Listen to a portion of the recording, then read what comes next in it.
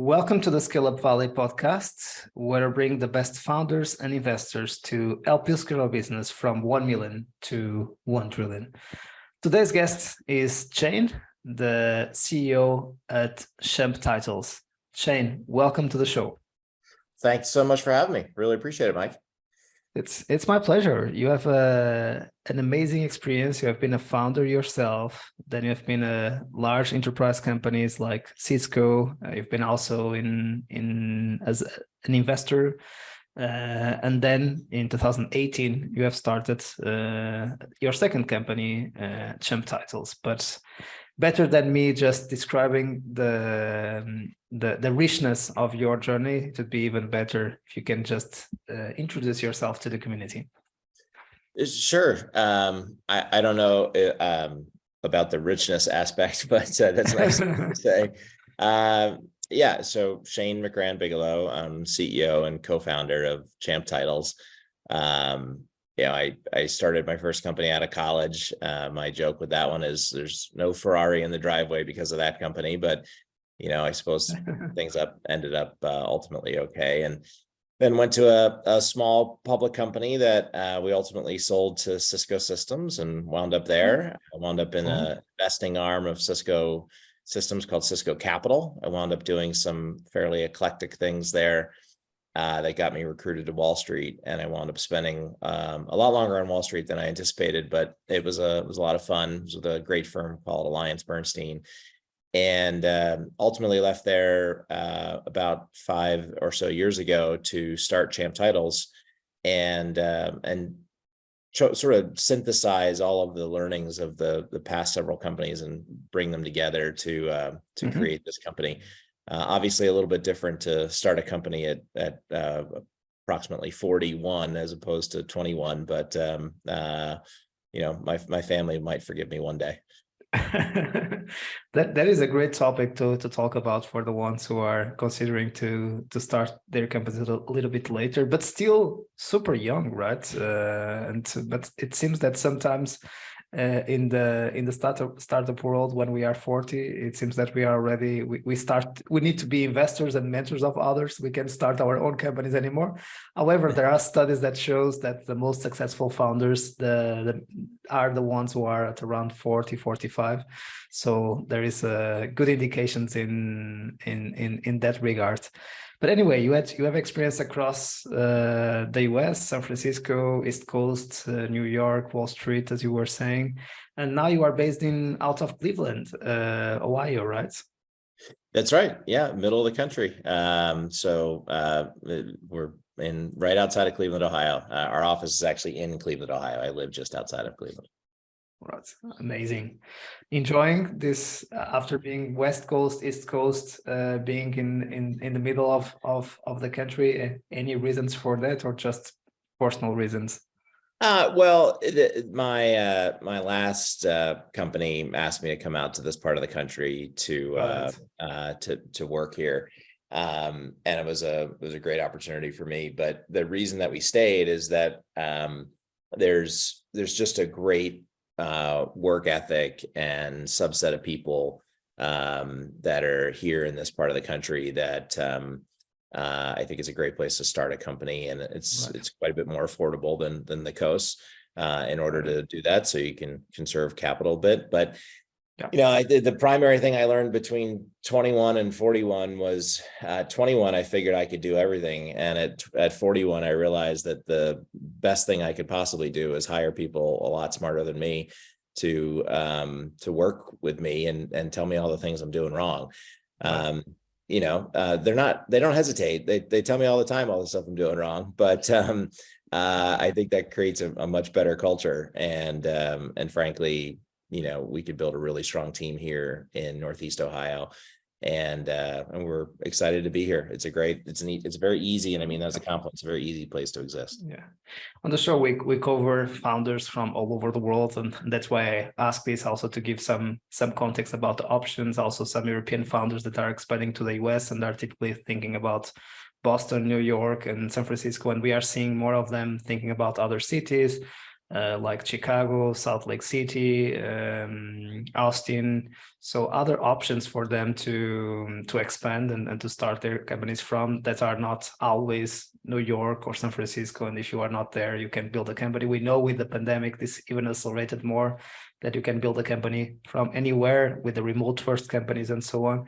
And that was the reason why I was also trying to pick your brain to why the decision about Cleveland. Yeah. I mean, I think that cities like Cleveland get passed over quite a bit by folks that are looking to expand until they start to do more and more research. You know, you see in Ohio, Columbus landed $100 billion fabrication plant by Intel, and that's, you know, literally and truly down the street, you know, in Ohio terms. So the benefit, the way I see it is when I moved from New York to Ohio, people used to kind of forget where I was, and I'd go back to New York and they'd say, "Where are you?" And you know, I sort of got tired of saying Cleveland and people sort of shrugging, like, "Why would you be there?" So I started answering this way. I started saying, "Well, I'm at this great city. It's got 3 major sports teams, fantastic water access, amazing infrastructure. Right. It's fantastic." And they're like, "Oh, what's it called?" I'm like, "Oh my gosh, it's got 15 major universities, 20 miles. It's got an English-speaking workforce, really low cost of labor, you know, high productivity in the workforce. It's fantastic." They're like, "Oh my God, what's it called?" I'm like, "Oh, it's called New Lake City." They're like, "New Lake City? I've never heard of New Lake City." I'm like, "Well, it's also called Cleveland."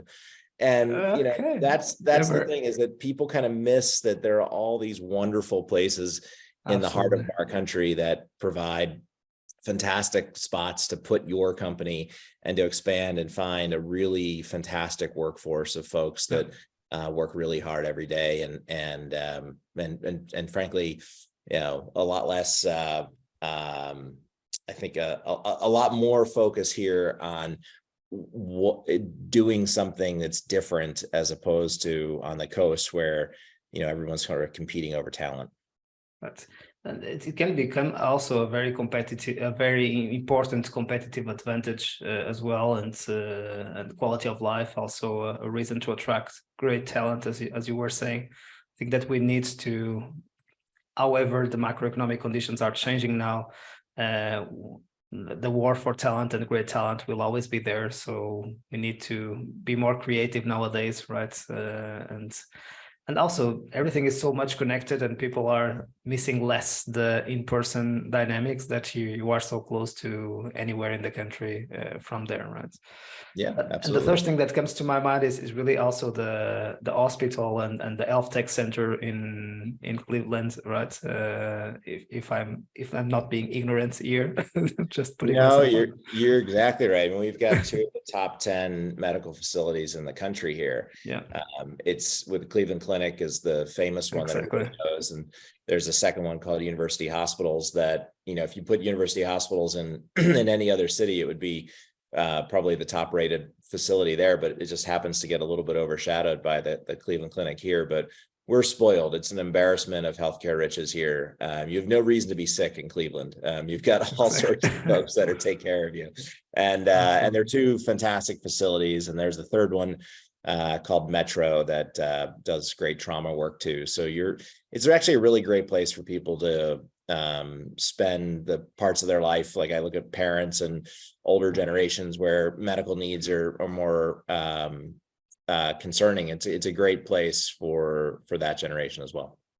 So now we need to send the bill to the mayor of Cleveland for dedicating almost 5 minutes of the podcast on why you need to start and scale your company out of Cleveland. His name's Justin Bibb, and I'm sure you can find him online. And you know, he's a great mayor, so I'm sure he'll be happy to pay at least $5 for my time. Thank you, Shane.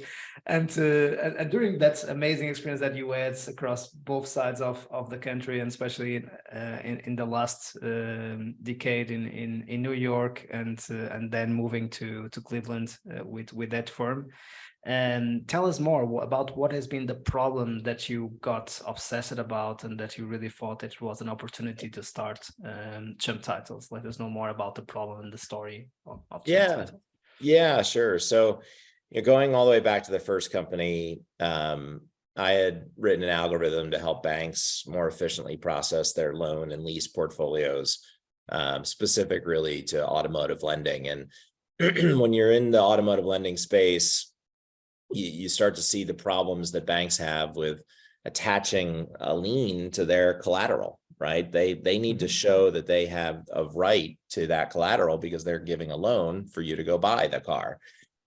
Putting a lien on a title is actually, a fairly cumbersome process in most places. So I sort of stored that away from 20 years ago, and then with different experiences on Wall Street and at Cisco and other places, what I recognized was that there was a sincere lack of ability for a lot of the world, and even places inside the United States, to correctly monetize their assets. So let me give you an example. One time I was in Zambia, and we were trying to lend money on some really eclectic assets. The assets happened to be cattle. And part of the problem, and one of the reasons we couldn't do the deal, is that we couldn't show the correct provenance of that asset, right? Everybody in town knew whose cattle was whose. Nobody knew how to keep track of that, right? There wasn't a really good system of record. And so the result was that economic progress was prohibited because the folks that owned the cattle couldn't get a loan to go buy more cattle or go buy farm equipment or whatever. And they were relying on nonprofits and NGOs to try to give them money. And that's a slow process that the grease within any economic environment is the ability to lever an asset, right? We sort of take it for granted in Europe and the United States because it's so easy for us to go and say, I own this house, I own this car, I own this whatever, and get a loan against it so that you can go buy more, right? Now, I'm not advocating for putting people on tons of debt or anything. What I'm saying is just the basic principle of getting a loan. Right. And that's hard to do in lots of the world. Well, if you extrapolate back to the US, it's not as hard here, but there's a ton of friction in the process of getting loans. There's paperwork, there's fees, there's slow pace of being able to title that asset correctly, get that asset in your name correctly. All of that friction creates higher expenses in order to do something that you should be able to do at a really basic level with something that you own. And so that problem was one that really bothered me on Wall Street, because I was looking at this, these loans we were trying to do in Zambia and other parts of the world, and we're trying to help people. We're trying to give them a way to expand their economic success more quickly. And we couldn't get it done. And so fast forward a little bit later, when I met my co-founder, who was a large automotive retailer, he was saying, hey, this is all these problems with selling cars. And it's only going to get worse when you sell cars online, because car dealers used to sell cars in a tiny little radius around their dealership, 2, 5, 10 miles maybe. The average online car sale is now 900 miles from the dealership that was inventorying the car. Wow. So now the titles have to move between multiple states just to make the transaction occur. The complexity is going through the roof, and there's no infrastructure to be able to handle it. So we looked at this and said, well, wait a minute. We understand auto. We understand lending. We had folks, I have a great CTO that came from the banking world and the retail world. He understands this fantastically well. He was our very first employee, and to the point of hiring people a lot smarter than me. He's the prime example. And we were able to bring together a team that said, okay, we understand the automotive space. Can we do this really well in the United States, the most highly regulated market in the world? And can we maybe one day then take it to the rest of the world? And right now we're in that US phase, and it seems to be working. That sounds amazing. And to include the ones who are not so familiar with the language and what are titles, can you just explain what is a title to ensure that everyone is following the conversation? Yeah, absolutely. Sorry, I didn't mean to gloss over it. So, titling an asset goes all the way back to, I think I looked this up once for maybe what the earliest title was, but think of like the most rudimentary way that a king or a queen might establish ownership. They have like a wax stamp that they would put on a document, and they would certify it with their stamp. And that stamp was indicating that they owned that particular asset, or they vouched for that particular asset, or the sale of that asset to a, you know, a lord or somebody underneath them or whatever. And so that document was kind of a first version of a title. The way that's played out over time is that, generally speaking, in developed nations, homes and cars are the two dominant assets that carry titles with them. They're typically a piece of paper that indicates your ownership, and somewhere, you hope, that piece of paper is recorded on a system of some sort, so that in the event you lose the piece of paper, someone can recover it.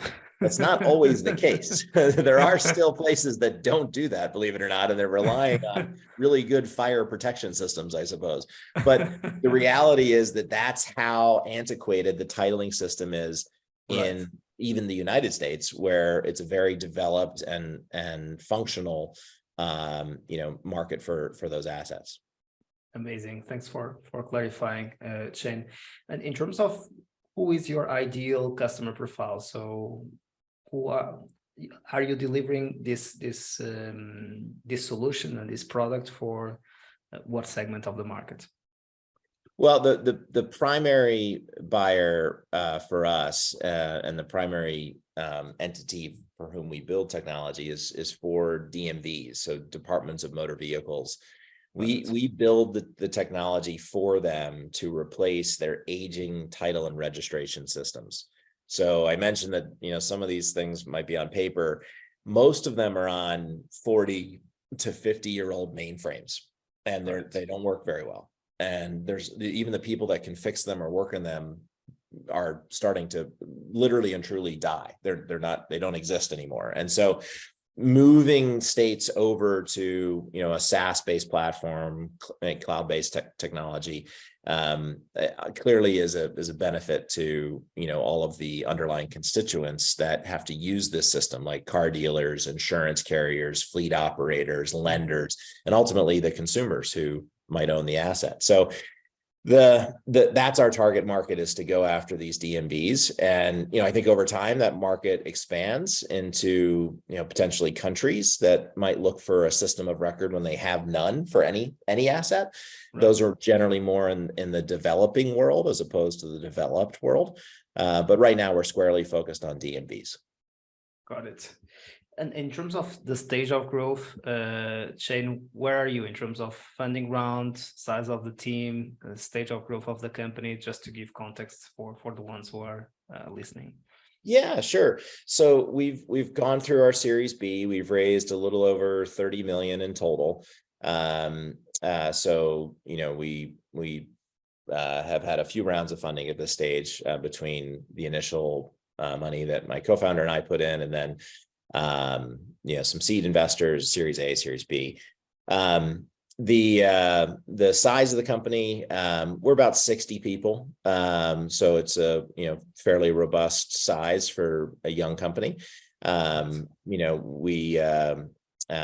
should be, profitable next year. So we're at that fun stage where you go from, hoping people believe what you're telling them and then try out your product, and now there's enough people trying it out, and not just trying it but using it, and hopefully becoming quite addicted to the benefits of it, that we should turn into profitability fairly squarely next year. So it's an exciting time for our company.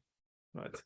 Something super important, especially for second and third time founders, it's really having an amazing product, solving an amazing problem, a huge market opportunity, but also having the go-to-market right. And there is something interesting that you shared with me when we started chatting about CHAMPTitles, which was the reason why don't you sell a SaaS solution to governments, and the way you thought about your go-to-market or your distribution strategy, right? Yeah, so I think one of the big problems in our country is sort of this ridiculous division between sort of the right and left political parties. when the vast majority of people are actually in the middle, right? There's like 70% of the people are in the middle and 15% on the right or left are sucking all the air out of the room. And, as a citizen of my great country, it drives me absolutely insane. That's true. And, I'm a fiscally conservative, socially liberal kind of guy. So my view is I don't want to take any money from the government, because that money is ultimately my money and my neighbor's money. It's taxpayers' money.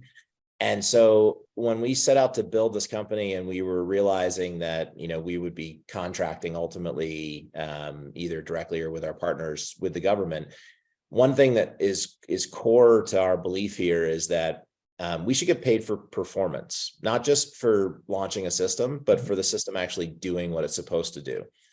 And this is very contrary to the typical government contracting model. The typical government contracting model is find the government that has the biggest budget, convince them to sign over the biggest check, roll something out in 4 to 6 years, and then at year 10, convince them to renew because you're not quite done yet. And it's an absolutely absurd way for taxpayers to be taken advantage of, in my view. I think it's unfair.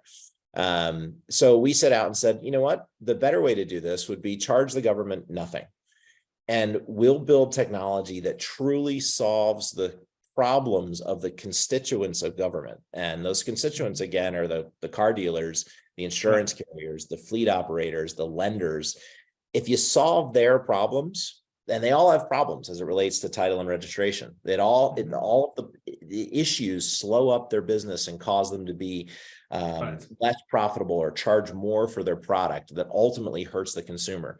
If you can solve those problems for them by providing better technology through the government, then those constituents will use that service, and we'll get paid only when they use that service. And I think governments are finding that to be compelling. I think it's fair.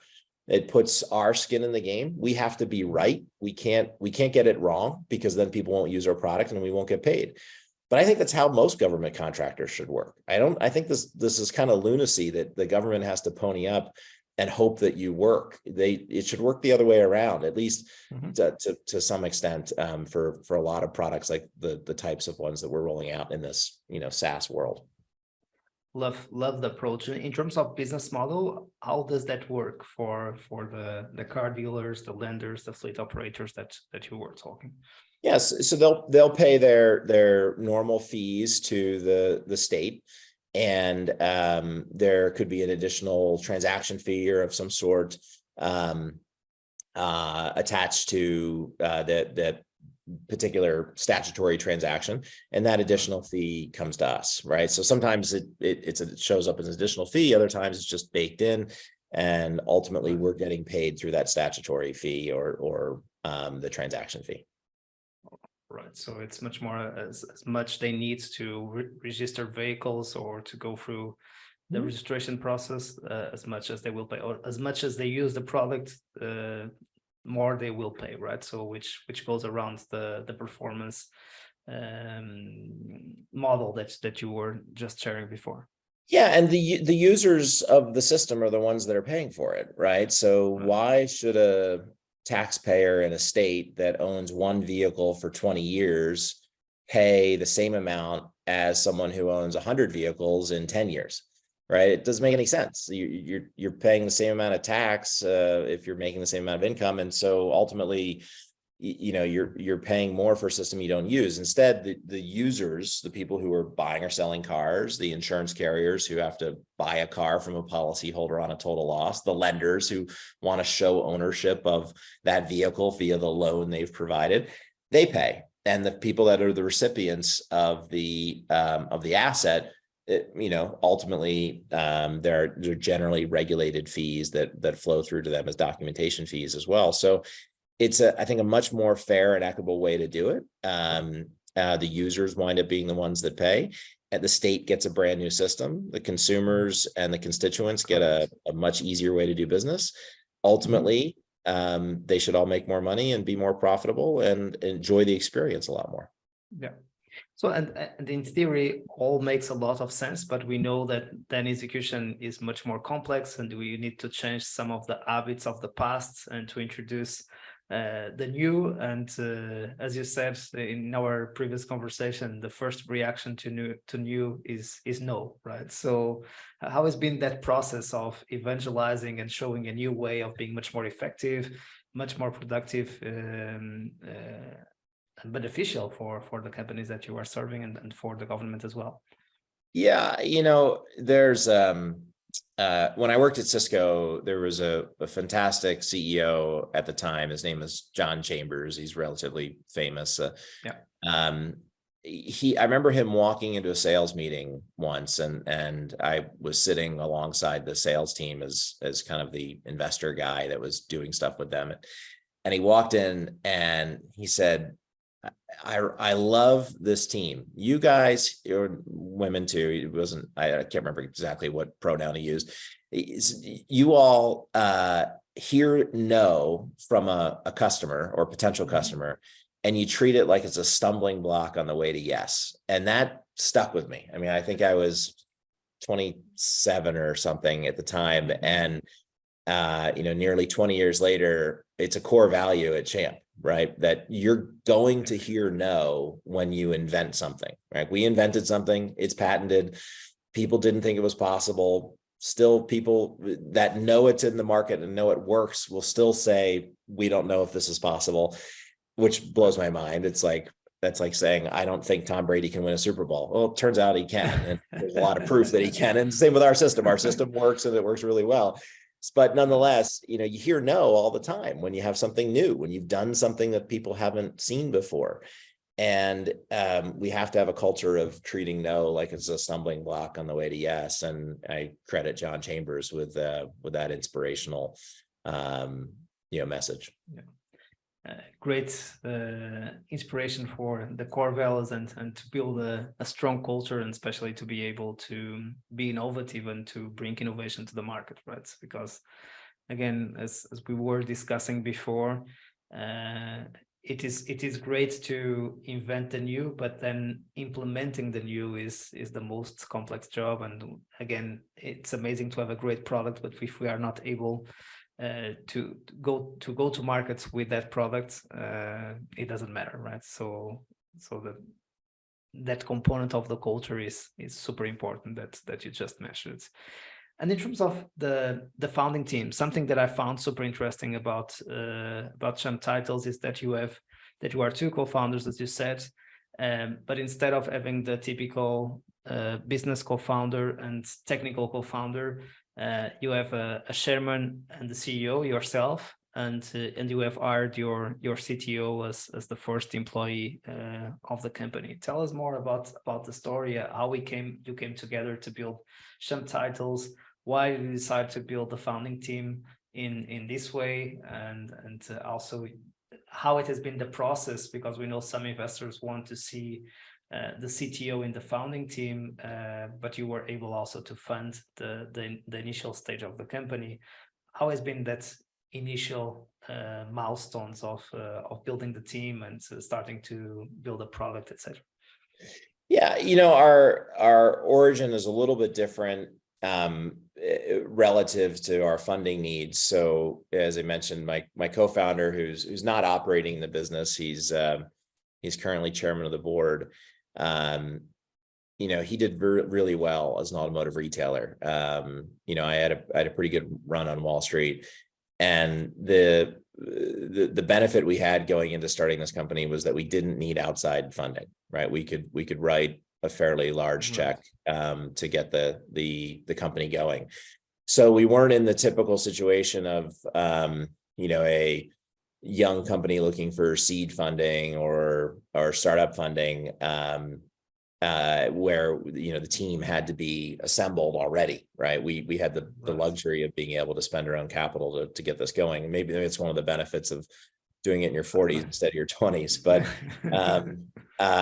so we wrote that first check. Unless you have been always in startups and you were not able to find a new one, you are still need the pre-seed round in your 40s, right? Yeah, that's true. That's a very good point. Yeah, that's a very good point. So maybe you have to leave to come back. I don't know. So we were very fortunate that we could be able to do that, and that allowed us to be able to get lucky enough to have our CTO, Bo Shim, be our first employee. And, he's as much responsible for the success of the company as any of us. We just had the idea, and then he's really built a fantastic team, and we continue to expand that team, around him and his technology prowess. And, we know enough to be dangerous from the non-tech side of things. But the reality is that, the technology is sophisticated. It does require, a high level of aptitude. So we are, I think, known, at least locally, because we hire most people locally here in Ohio. We're known for having a very high bar. It is not easy to get a job here. We do sort of a ridiculous number of interviews and personality profile testing and cognitive testing, and a lot of things that companies our stage maybe wouldn't do. But we have, very high expectations of the people that join, and that really started with our CTO. We had very high expectations for him, and he has very high expectations for the team, and we're very lucky to have him. Yeah, and typically at this stage, of course, post Series B, you already have a leadership team, a full leadership team in place. Though you guys are being capital efficient and making sure that you don't over hire for your stage of growth. So I think it's super healthy to have 60 people at Series B. We know that some companies go a little bit crazy and are too big too early, and the market is correcting them now, but it seems that you guys always had the fundamentals in place. How did you organize the rest of the leadership team? So what are the positions and roles that you have apart from yourself as the CEO and having the CTO as your first employee, as you said? Yeah, I'm not sure that we always. I'm not sure that we haven't been addicted to the same drug from time to time of hiring, right? So I think that's a fairly common to have that candid comment. So thank you for that. Yeah, it's a fairly common issue. Yeah. Maybe we're lucky. Same here as an advisor. I have also incentivized companies and CEOs to hire too early. Also super excited about let's go big, and yeah, maybe I have not been the best advisor. So also to be candid and honest and vulnerable as you did, I'm also joining you on that. Well, yeah, I am. I think any of us that have done this a few times recognize that it's a fairly common thing that happens. And you get excited about your own idea. If you're an entrepreneur and you don't believe that the glass isn't just half full, but 95% full, you're probably not going to make it. So you're permanently in this mode of this is going to work. And so hiring more people doesn't seem like a bad idea until you run out of money, and then it's a really bad idea. So, exactly. We need to extend, run away. Where we'll find that bridge? Now we don't have the metrics to find the bridge. Oh hell. We're very fortunate to have a group of investors who share our same fiscal prudence and want us to be the shepherds of capital that I learned how to be on Wall Street, right? I'm shepherds of somebody else's capital. I'm going to take it as if it's my own money. And we try to have all the people at Champ treat everything here as if it's their own money, right down to the coffee in the kitchen, all the way to the next latest MacBook Pro that we're buying somebody or something. So, I think that's part of it. In terms of building the team, it was crucial to create a team that had that same culture and mindset. And we've got, a great head of strategic relationships who, just understands how to work well with our partners and with our government customers. It's a very different cadence working with government or even the large partners to government than you would see in the typical enterprise community. As I joke, we're not selling wine online. There's some really sophisticated political issues that can occur, and all of that happens while you're trying to build software. So it requires some great adept relationship handling, and we're lucky to have a gentleman there that does a great job.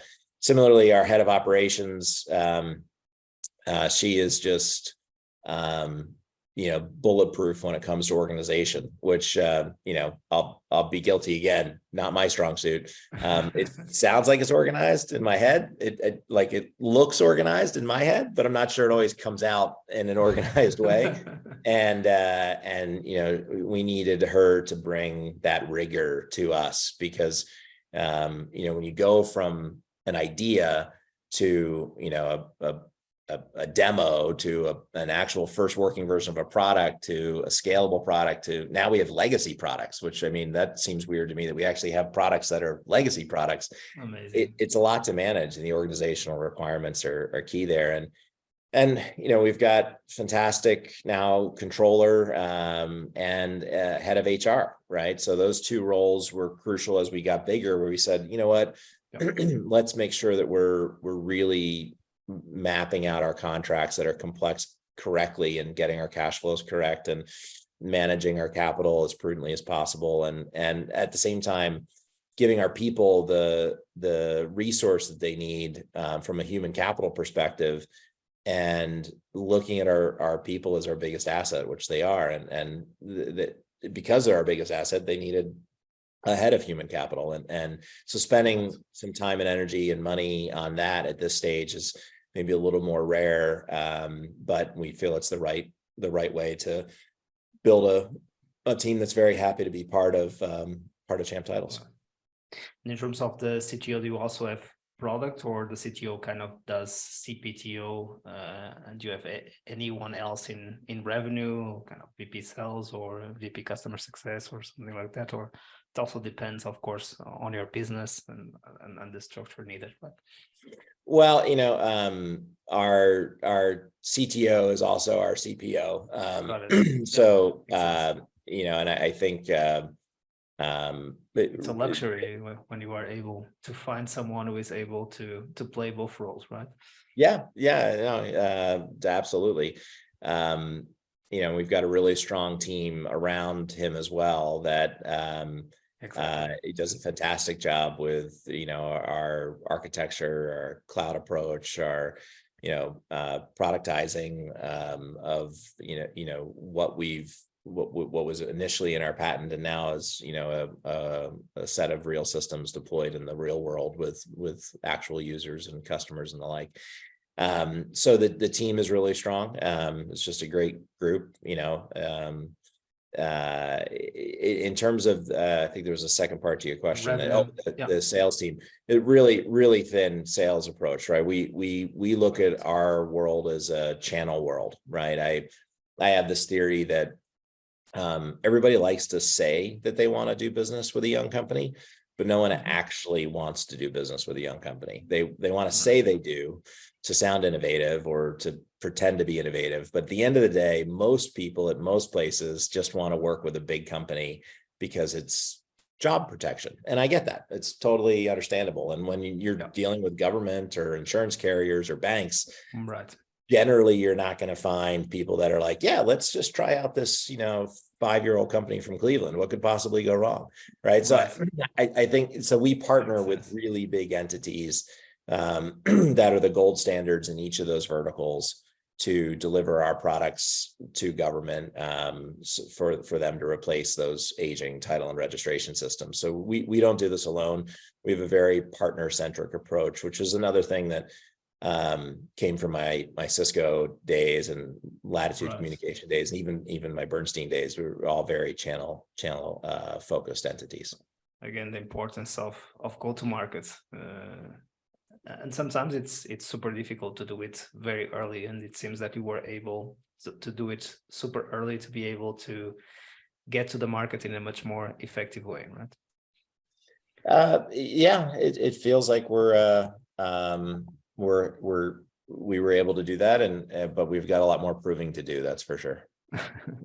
And just jumping to the fundraising topic. So you told us you have raised in September of 22 a $12.9 million B round. And also you kind of skip it pre-seed by investing your own capital of the founders on the business. So you also have a background on investment and on fundraising, so you understand well what an investor wants to see in terms of metrics, in terms of story, narrative. But any lessons learned that you'd like to share with other peers that are listening to the show of this stage, let's say from seed to Series B?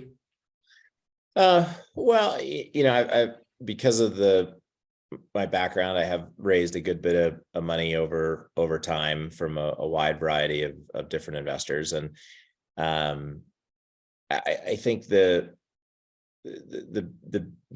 biggest key is that it's really easy to geek out about your product, and you want to be really proud of your product, but I'm not sure investors generally want to geek out with you about your product. They want to understand how you're going to make money, how you're going to return capital to them and to their stakeholders. And so just like we try to solve the problems of government by solving the problems of the constituents, I think when you're pitching investors, and I'm not sure I've got this perfect by any measure, but I think generally you have to look at the incentives of your investors, right? A professional VC firm has limited partners. Well, what do their limited partners want to see? If you provide that, then your VC will be happy. If you have a strategic, well, what's the goal of your strategic? Is it to be close to you? Is it to be the first to consume your technology and market? Is it to have an exclusive? Again, once you know their incentives, you can know what to provide them. And what I find is that a lot of entrepreneurs that approach me or my co-founder and I invest through our family offices as well. Mm-hmm. What I often find is that they come and they want to really talk about how great their product is. And it's like, yeah, but tell me more about the business and how you're going to make it profitable and how we're going to have an exit one day. And what does that mean for, my constituents or my family? Like, what does it mean for them? How do I monetize this money that I'd be giving you and wanting to get back in, 5, 10, 15, 20x? It's the same when you're raising money for, a Series A, Series B company. Your investors, whether they're VCs, family offices, strategics, they all have different incentives. And if you don't align yourself with those incentives, the expectation that they'd write you a check at a reasonable valuation is false, right? You have to align yourself with those expectations. And then when you find people that have similar, mindsets to you, and you align yourself with those expectations, you probably wind up with a much more fair valuation, and everybody's happier. Right. Great summary for a very open question. And we know that you are thinking about, in terms of the future, thinking about the future before going to the last segment of the show, where we kind of do a ping pong of quick questions and answers. But you were saying that you will not stop with the titles of vehicles. So you will want to expand to other assets and also other geographies.